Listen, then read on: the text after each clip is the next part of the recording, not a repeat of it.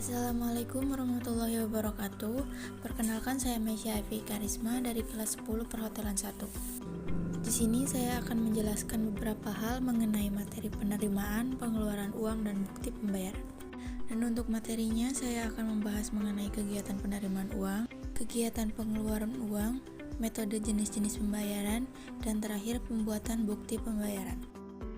Mengenai kegiatan penerimaan uang, dalam kegiatan administrasi, setiap kegiatan penerimaan uang yang bersumber dari manapun harus dicatat dalam pembukuan. Hal ini agar mudah dalam proses pembuatan laporan nantinya. Perlu kita tahu bahwa jenis uang dapat diklasifikasikan menjadi 3 bagian. Yang pertama, berdasarkan lembaga yang menerbitkan uang. Kedua, berdasarkan nilai. Dan terakhir, berdasarkan kawasan penggunaan uang. Berdasarkan lembaga yang menerbitkan uang dibagi menjadi 2, yaitu uang kartal dan uang giral. Uang kartal adalah uang yang diterima oleh masyarakat sebagai alat pembayaran yang sah atau dilindungi undang-undang. Jenis uang kartal ada 2, yaitu uang logam dan uang kertas yang biasa kita pakai sehari-hari. Sedangkan uang giral adalah simpanan atau rekening pada suatu bank dalam bentuk giro yang dapat diambil sewaktu-waktu dengan menggunakan cek atau transfer. Jenis uang yang berdasarkan nilai terdiri dari bernilai penuh dan bernilai tidak penuh. Jenis uang yang bernilai penuh adalah uang yang nilai intrinsiknya sama dengan nilai nominalnya. Sedangkan bernilai tidak penuh, uang jenis ini nilai intrinsiknya lebih kecil dari nominal. Jika dilihat dari kawasan penggunaan, uang dibagi menjadi 3 bagian, yaitu uang lokal, uang regional, dan uang internasional.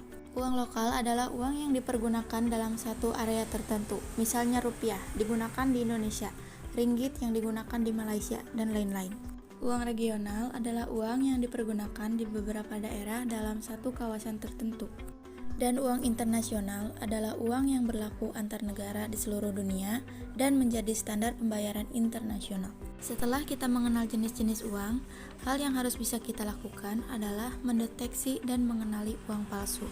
Terdapat 2 cara untuk mendeteksi dan mengenali uang palsu. Yang pertama, mendeteksi dan mengenali uang palsu secara manual, dan kedua, mendeteksi menggunakan lampu ultraviolet. Untuk mendeteksi secara manual, kita bisa melakukan dengan cara 3D, yaitu dilihat, diraba, dan diterawang. Dan cara yang kedua, kita bisa mendeteksi menggunakan lampu ultraviolet. Yang kedua, mengenai kegiatan pengeluaran uang. Di dalam kegiatan administrasi, setiap kegiatan pengeluaran uang harus ada bukti berupa tanda terima. Kemudian dilakukan pencatatan pada buku pengeluaran uang.